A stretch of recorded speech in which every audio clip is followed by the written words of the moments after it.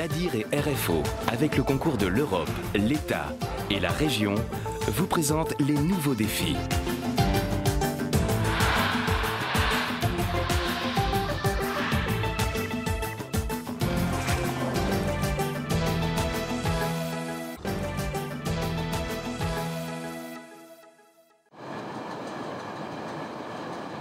Sur cette montagne, une avalanche de douceur.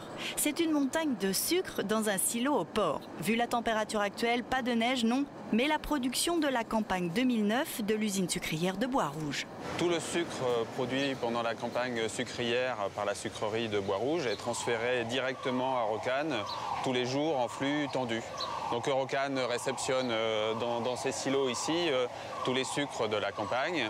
Et après, au fur et à mesure des besoins de ses clients, jusqu'à la campagne sucrière suivante, elle conditionne le sucre pour le marché local et pour le marché export. Et oui, on parle souvent du sucre durant sa production, mais que devient-il à l'intercampagne? Il doit être stocké pour être distribué toute l'année.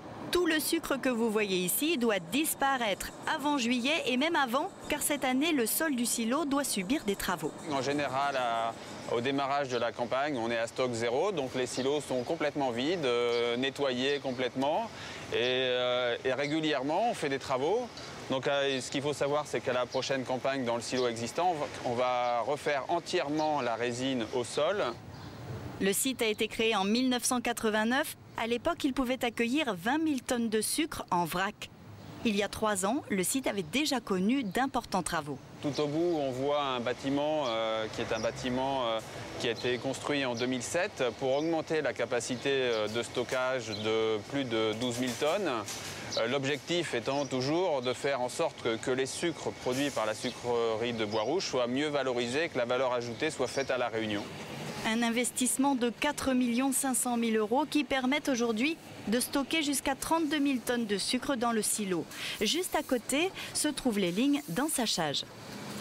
Ici, on conditionne des sachets 1 kg et 2 kg, 500 grammes, 250 grammes. Ils sortent dans le silo, ils arrivent directement dans un trémie. Et ici, il y a un balance pèse automatiquement d'1 kg, on programme 1 kg. Et puis on regarde bien la soudure, horizontale, verticale, et le codage pour les clients. Ici donc on conditionne du sucre pour les grandes surfaces, mais aussi pour de gros clients, les industries alimentaires locales. Et de plus gros clients encore à l'échelle internationale. On fait 52 000 tonnes pour l'exportation sur l'Europe et 8 000 tonnes consommation locale, blanc et roux. Et pour l'exportation, on fait environ 20 conteneurs par jour. 25 personnes travaillent dans l'entreprise. En 20 ans, les outils ont connu de nombreuses améliorations. L'amélioration qu'on a faite depuis 5-6 ans, ça aspire à quasiment toute la poussière qui traîne dans le bâtiment. Donc, si vous voulez, la machine, c'est propre. Hein. C'est juste un graissage avec graisse alimentaire, il faut bien signaler. Lorsqu'on a construit notre silo de stockage, on a mis un matériel pour déshumidifier, donc qui tourne 24 heures sur 24 pendant 12 mois de l'année. Donc ça nous permet de garder un sucre de qualité, très sec. S'il est parfois difficile de conserver du sucre dans nos cuisines, pas question qu'il arrive la même mésaventure ici. Le suivi de la qualité du sucre depuis l'usine de Bois-Rouge jusqu'à la livraison est très sérieux. On doit conserver la qualité du produit. Ça passe par limiter les contaminations. Le circuit est complètement isolé. On a des aimants, on a des tamis, on a des détecteurs de métaux en fin de production. Et ensuite, il y a toute la partie conditionnement où là, il y a aussi des critères à respecter. Nos principaux clients, ce sont des industries agroalimentaires. Donc c'est essentiellement ils vont utiliser ce sucre essentiellement en fait comme matière première, comme pour les yaourts, les biscuiteries, etc.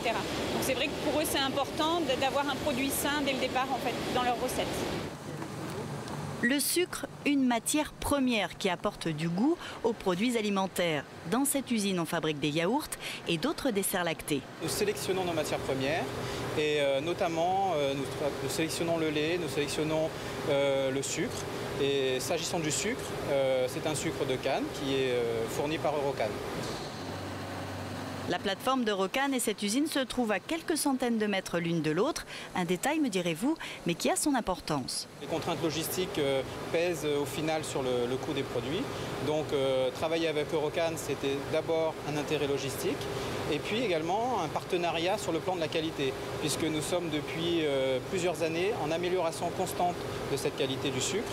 Et je dois dire qu'en 2009, nous étions à 100% de conformité sur le sucre. Après 20 ans d'existence, Eurocane cherche toujours à valoriser les sucres réunionnais qu'elle commercialise. En 2009, le sucre roux de qualité fabriqué à Bois-Rouge a obtenu la mention Produit Pays.